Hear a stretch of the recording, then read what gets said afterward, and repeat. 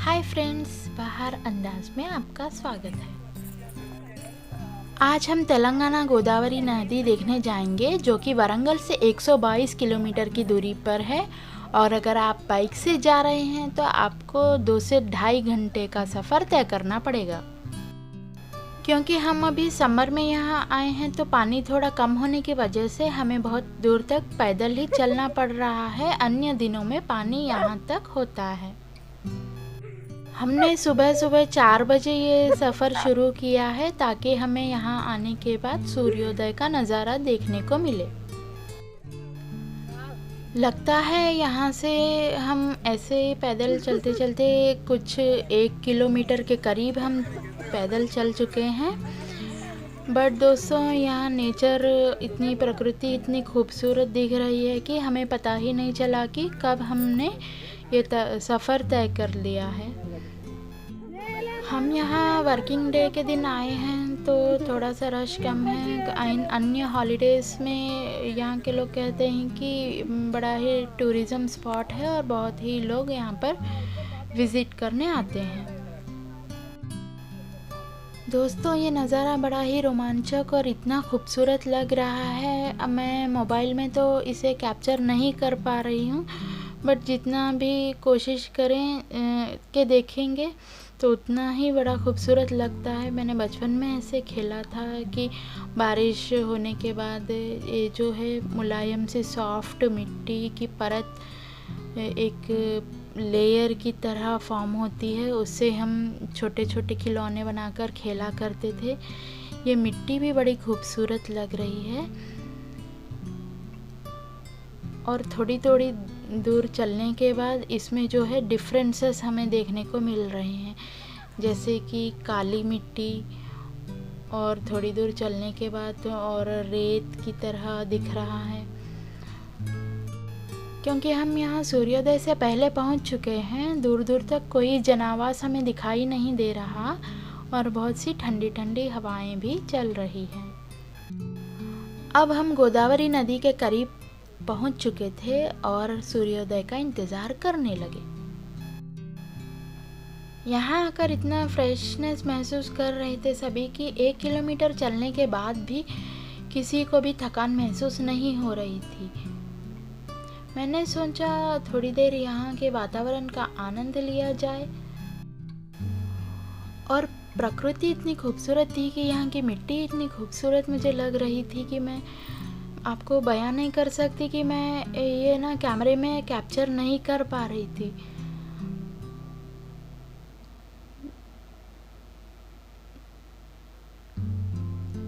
देखिए कितनी खूबसूरत मिट्टी है। मैं धीरे धीरे पैदल चलकर जा रही थी और इस प्रकृति का आनंद ले रही थी। बट हमारे जो टीम मेंबर्स हैं वो ऑलरेडी नदी के पास पहुंच चुके हैं और यहाँ एटूर नागारम मुल्लाकट्टा के पास जो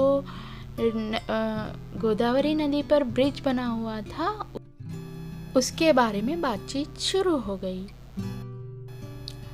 दोस्तों, इनका कहना है कि ये कुछ 4.5 साल या 5 साल पुराना ब्रिज है, जो कि 44 पिलर्स के साथ और 45 स्पैन्स से जुड़ा हुआ है। ये बहुत ही प्रत्येक ब्रिज है और यहाँ के लोगों का मानना है कि ये तेलंगाना की अभिवृद्धि में माइलस्टोन की तरह काम करेगा।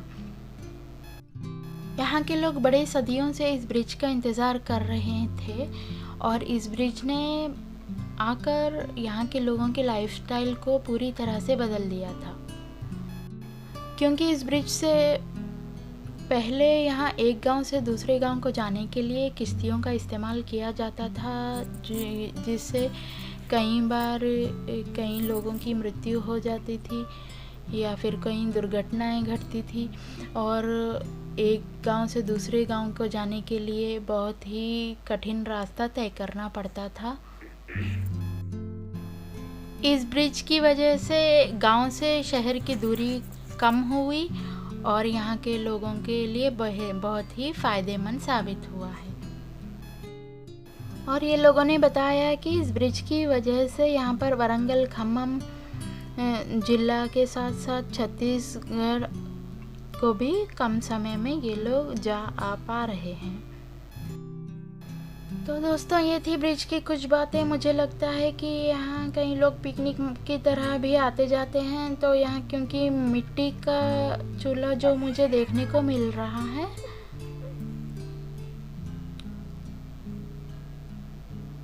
और चलिए आगे चलकर देखते हैं। अभी मैं बिल्कुल भी पानी के पास पहुंच चुकी हूँ और देखिए सनराइज का टाइम भी करीब आ चुका है।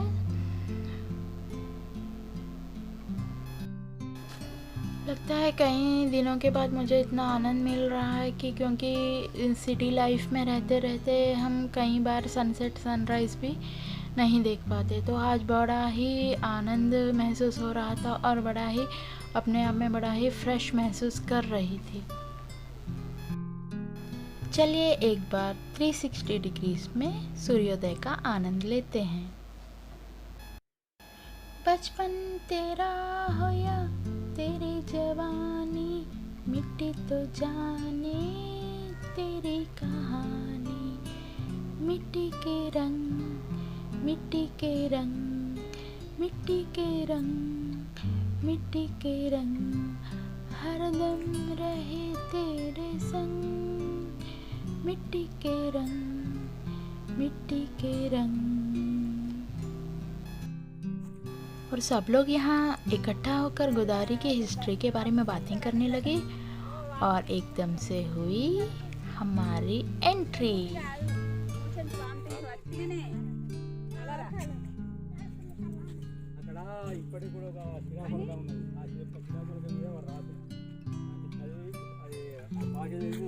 చదివినోడు ఆ ప్రాజెక్ట్ కట్టగలుగుతాడట. చాలా చాలా మంది చూసింది మనకి అర్థం సున్నమే వట్టి రౌతు సున్నమే అంత గోదావరి ప్రెసిడెంట్ కూడా అసలు ఇంత కూడా కట్టిన బిడ్డి మనకి మంచి అట్లే ఉన్నది. రాజేష్ ఎవరు ఎంతో మంది పోయి చదివినాడ, ఎవరికి అర్థం అయ్యాడట. తెలుసుకున్నాడు, దాన్ని పూర్తి చేస్తాడట. మొత్తం అటు ఇటు అయిపోయింది, 1 కిలోమీటరే ఉన్నది మధ్యలో జాయింట్. और हमारे एक सदस्य ने खोज निकाला रेगिस्तान का चश्मा। दोस्तों हमने कसरत तो बहुत की थी कि बिना किसी गाइडेंस के एक साफ पानी का चश्मा बनाने में कामयाब हो जाएं, बट हमारी ये कोशिश भी नाकाम रही। बट कहीं जाइएगा नहीं, क्योंकि ये सफ़र और भी रोमांचक और इंटरेस्टिंग होने वाला है।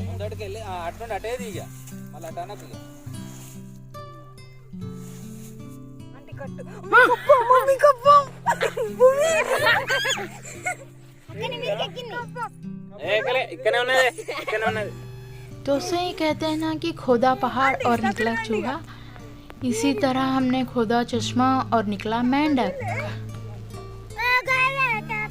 ये सुनते हुए आपको आश्चर्य ज़रूर लगेगा, बट यही सच है कि मेंढक को भी हमने कई दिनों के बाद देखा था। आखिरकार रेत में हमने पानी तो खोज निकाला, बट ये पानी बिल्कुल भी पीने के लायक नहीं था। हमें ये देखकर बहुत अफसोस होने लगा कि आखिर यहाँ के गांव वाले इस चश्मे से पानी कैसे निकाल कर पीते हैं। ये सच्चाई जानने के लिए हमें और कुछ देर यहाँ वेट करना पड़ा, जब तक कि यहाँ के गांव वाले यहाँ पानी भरने के लिए आ ना जाएं। इतनी कोशिश करने के बाद हमें असफलता हासिल हुई,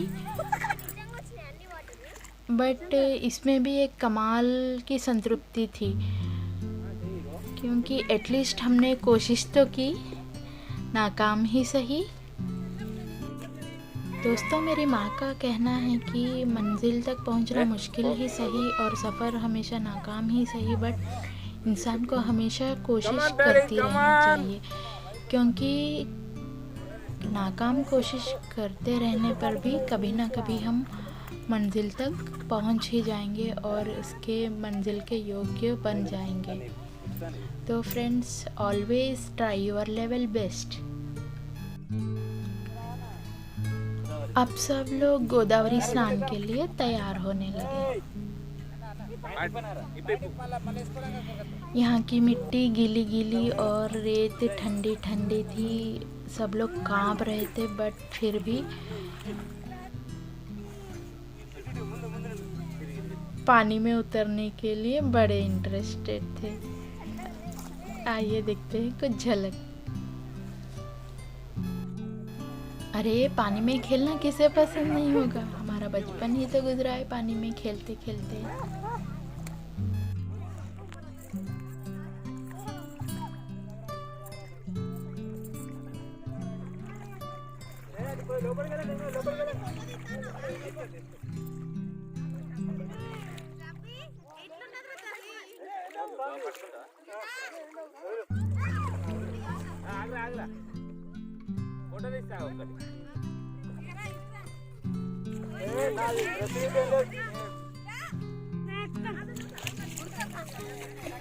सब लोग पानी में उतर चुके थे और मुझे भी पानी में उतरना था, मुझे खेलना था पानी में।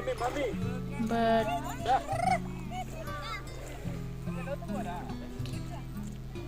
कुछ रिस्ट्रिक्शंस ऐसे थे, मैं पानी में उतर नहीं पाई।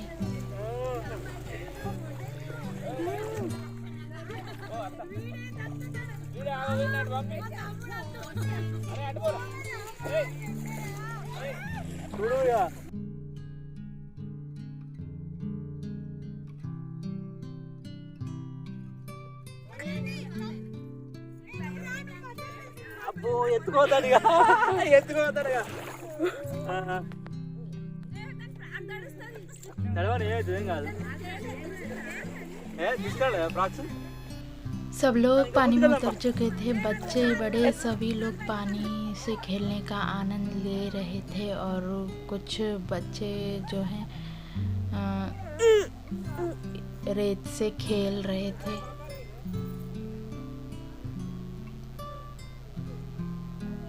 ठंडी ठंडी सी हवा की लहर आ रही थी। धीमी धीमी सी सुबह होने का आनंद हम महसूस कर रहे थे। मैं ऐसे ही किनारे पर बैठे हुए सबको देख रही थी और सबकी खुशी में अपनी खुशी ढूंढ रही थी और प्रकृति की खूबसूरत होने का आनंद ले रही थी।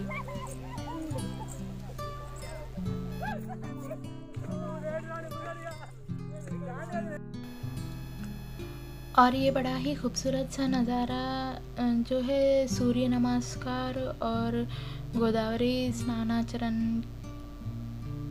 की वीडियो हमारे एक टीम मेंबर ने बनाई है।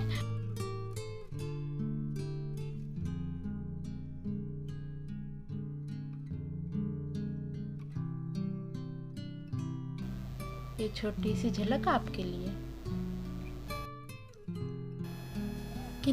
किनारे पर बैठे हुए भी इतना सुकून महसूस हो रहा था। धीमी धीमी सी धूप आ रही थी और बच्चों के खेलने की आवाज़ें,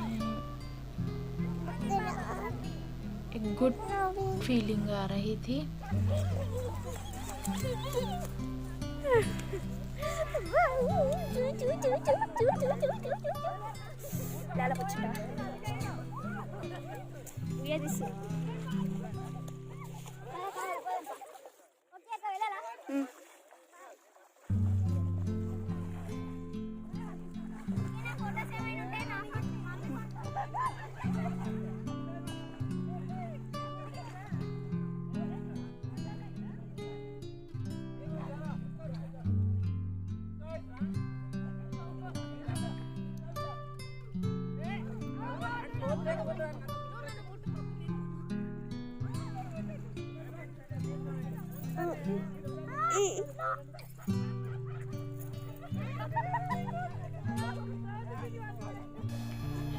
मैं ऐसे ही किनारे पर बैठे बैठे नजरें घुमा रही थी, अपने बचपन को तराश रही थी।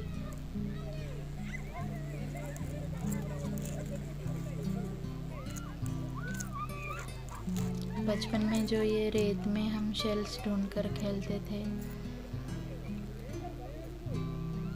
ऐसी छोटी छोटी चीज़ों का आनंद ले रही थी। दोस्तों हमेशा मुझे हिस्ट्री में कम नंबर आया करते थे। मैं सोचती थी कि इतिहास को पढ़ना और उसे याद रखना कितना ही मुश्किल होता है, बट मुझे आज पहली बार एहसास हो रहा है कि इतिहास को वर्तमान में महसूस करना कितना रोमांचक और इंटरेस्टिंग होता है।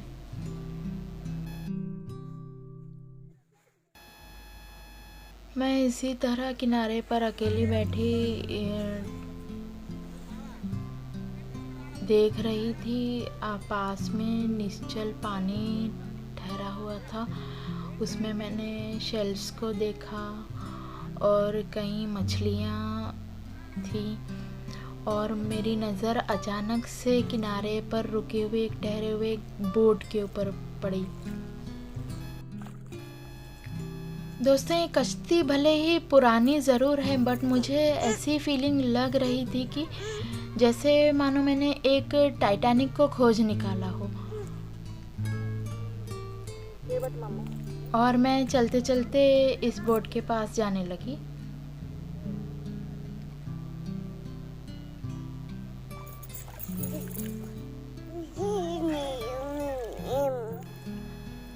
रास्ते में मुझे कई प्रकार के शेल्स और सूखी मरी हुई मछलियाँ किनारे पर पड़ी हुई मिली।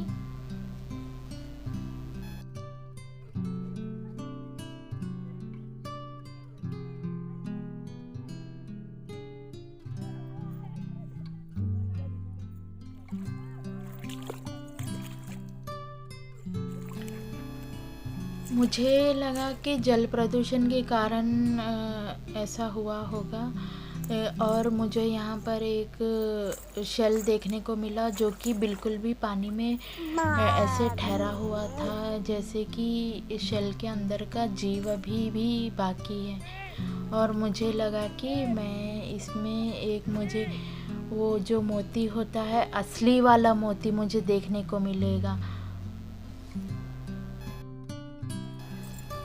क्योंकि बचपन में मैंने सुना था कि अगर इस प्रकार के शेल्स कभी बंद होते हैं ऐसे कटोरी की तरह जो बंद होते हैं, उसके अंदर का जो जीव होता है अगर या कोई कंकर या पानी कुछ भी हानिकारक चीज़ अगर उस शेल में प्रवेश करती है तो वो अपने इर्द गिर्द एक सॉफ्ट सा लेयर बनाता है जिससे कि वो कंकर या मिट्टी कुछ भी हो एक मोती की तरह बन जाती है, मोती का रूप धारण कर लेती है, जो कि हमें असली मोती की तरह हम उसका इस्तेमाल करते हैं।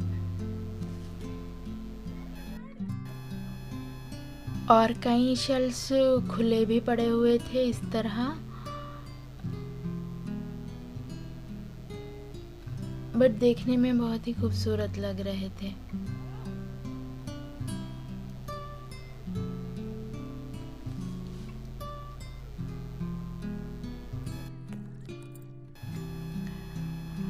अब मैं किश्ती के करीब आ चुकी थी और मन में बड़ा ही सन्नाटा सा था। मुझे लगने लगा जब कभी ये नाव नहीं होती होगी और यहाँ पर बहुत सा पानी होगा, जो कि मैंने यहाँ आते हुए लोगों से सुना था कि यहाँ पर पहले मेरे आने से पहले यहाँ का पानी एकदम निश्चल सा था और सन्नाटा सा यहाँ पर दिखाई दे रहा था मुझे। और एक रस्सी बांधी हुई थी, एक रस्सी को एंकर लगा हुआ था जो कि हमें इस बोट को आगे बढ़ने से रोके रखे हैं। बड़ी ही अजीब सी फीलिंग आ रही थी और बुरा भी लग रहा था कि कोई अभी शिप का इस्तेमाल ही नहीं करता।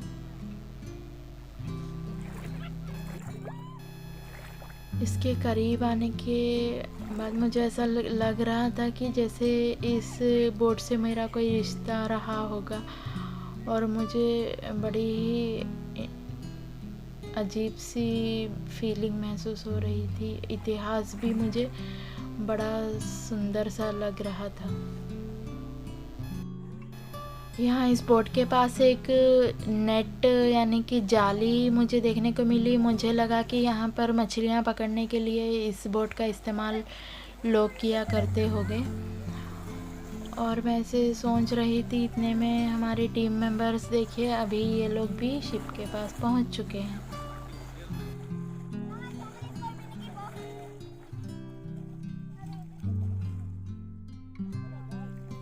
दोस्तों आजकल सेल्फ़ी का ज़माना है, तो हर सुंदरता को लोग जो हैं मोबाइल में अपने मोबाइल के कैमरे में बंद कर रखना चाहते हैं। तो अब यहाँ पर हमने इस बोट पर बैठकर सेल्फीज़ और फ़ोटोज़ उतारने का सिलसिला शुरू कर दिया। अब मैं वापस किनारे पर जा रही थी। मुझे यहाँ पर कई प्रकार के शेल्स देखने को मिले, खाली शेल्स, और यहाँ पर एक शेल देखिए ऐसे एकदम से खड़ा हुआ था। इसमें ये बिल्कुल भी बंद था। मैंने वापस रख दिया, मुझे इसे ओपन करने में बहुत ही बुरा फील हो रहा था। और देखिए ये खाली शेल जो ओपन है कितना खूबसूरत लग रहा था। ये बच्चों ने भी कई शेल्स इकट्ठा किए हुए थे, बहुत ही देखने में खूबसूरत लग रहे थे।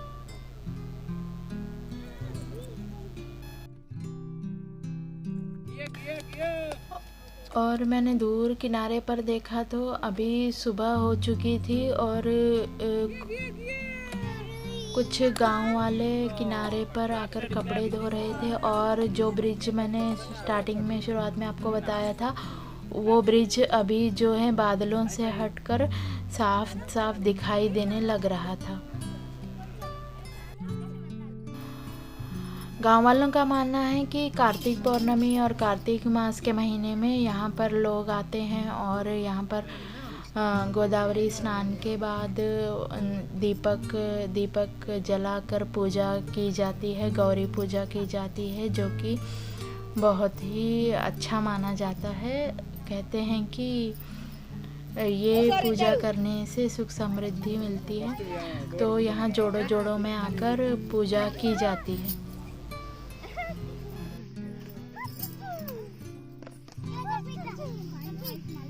డబ్బా తీసి ఆడ పెట్టకపోయినా పసుపు కుంకుమది ఇదైతే అందరు ఈజీ అక్షంత పెట్టమని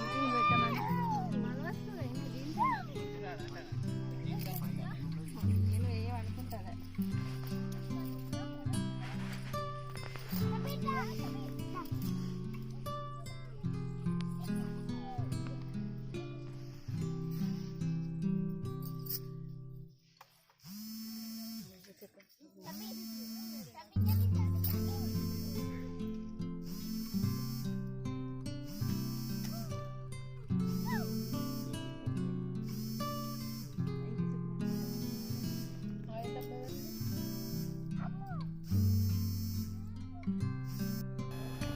मैं बच्चों के साथ बैठे इस किनारे पर सॉफ्ट से पत्थर हम लोग कलेक्ट कर रहे थे, जैसे कि हम बचपन में खेला करते थे।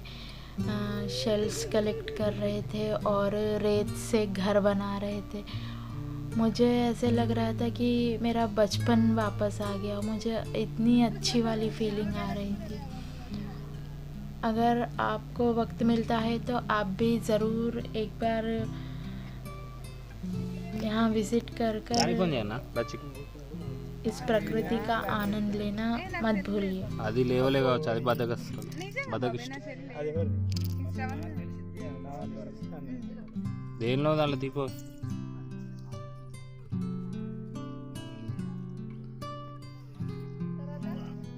ఇవన్నీ పండ్లా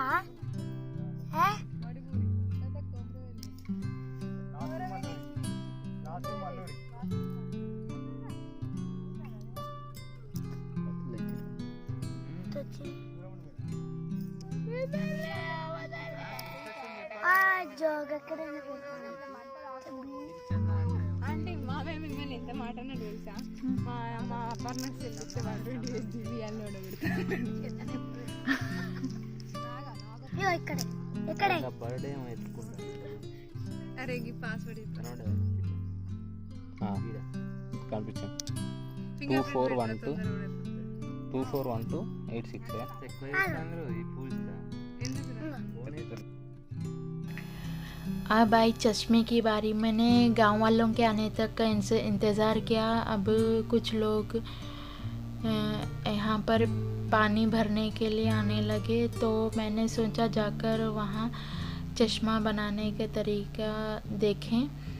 और आखिरकार मुझे साफ़ पानी, पीने का पानी के लिए चश्मा कैसे बनाया जाता है मैंने पता किया।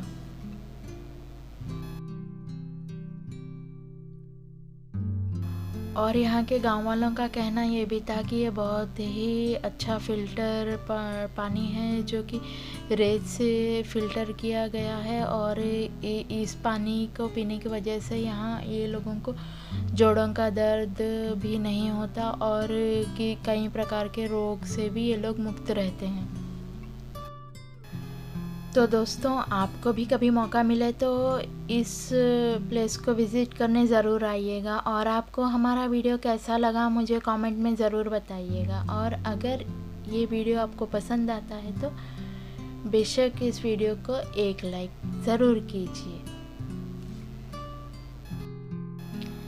Thank you friends, thanks for watching बहार अंदाज़।